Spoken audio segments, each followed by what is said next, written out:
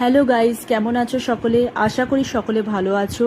আমি তোমাদের কাছে নিয়ে এসেছি একটা ছোট্ট ব্লগ। আশা করি তোমাদের ভালো লাগবে। পুরো ভিডিওটা দেখো এবং একটা ছোট্ট লাইক করে আমার পাশে থেকো। তো আমি এই জায়গাটায় ঘুরতে গেছিলাম। এই জায়গাটা হচ্ছে অসম্ভব সুন্দর। জায়গাটার নাম হচ্ছে ডাবরা, যেটা ঝাঁসি থেকে ট্রেনে করে যেতে আধা ঘন্টা সময় লাগে। তো আমি আমার ফ্যামিলিকে নিয়ে দুপুরবেলা চলে গেছিলাম ওই চার্চটাকে ভিজিট করতে। তো এই চার্চটা হচ্ছে পাহাড়ের উপর, আর পাহাড়ের উপরে যেতে যেতে এই ক্রুশের পথের যে স্ট্যাচুগুলো সেগুলো বানিয়েছে। অসম্ভব সুন্দর লাগছে দেখতে, একদম সবুজে ঘেরা, দূর দূর থেকে ধুধুমার দূর পর্যন্ত, মানে একটাও লোক নেই।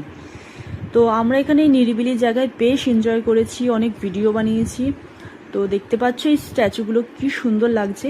তো আমরা তো এখানে এসে এতটুকু এসে তো আমরা অনেক ক্লান্ত হয়ে গেছিলাম, একটু বসে নিয়েছিলাম, বসে জল খেয়ে তারপর আবার আর একটু গেছি। তো এইখানে হচ্ছে মাঝখানে তোমরা দেখতে পাচ্ছ এটা মামারিয়ার গ্রোটো।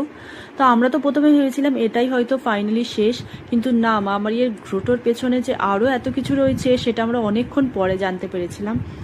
তো আমরা এখানে তোমাদেরকে দেখাচ্ছি। তো দেখতে পাচ্ছ এত গরম, রোদের তাপটা দেখো, কিন্তু হাওয়ার জন্য এটা ফিল হয়নি। আমরা তো বেশ এনজয় করেছি। তো এই যে পাহাড়ের ওপর যিশুর স্ট্যাচু রয়েছে, এই স্ট্যাচুটা হচ্ছে গাড়ি করে যখন আমরা আসছিলাম তখন দূর দূর থেকে দেখা যাচ্ছিল এই স্ট্যাচুটাই।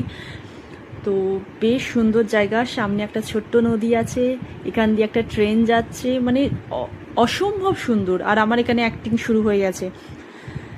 তো আমরা এখানে বসে অনেকক্ষণ গল্প করলাম, বেশ মজা লাগলো, কিছু রিলসও বানালাম, ভিডিও করলাম, ফটোশ্যুট করলাম। কিন্তু একটা সমস্যা হচ্ছে কি, এখানে আশেপাশে একটাও খাওয়ার স্টল ছিল না। তো মানে আমি জানি না গাইস, এখানকার লোকেরা না খেয়ে থাকে কি করে। তো আমরা রিটার্ন করছি কারণ আমাদের প্রচণ্ড খিদে পাচ্ছিল। তো আমরা এখন চলে যাচ্ছি ঘরের দিকে। ফেরার পথে আমরা লাঞ্চটা সেরে নিয়েছিলাম। তো গাইস, এইটুখানি ভিডিও, তোমাদের ভালো লাগলে অবশ্যই লাইক করে দিও। ওকে, টাটা, বাই বাই।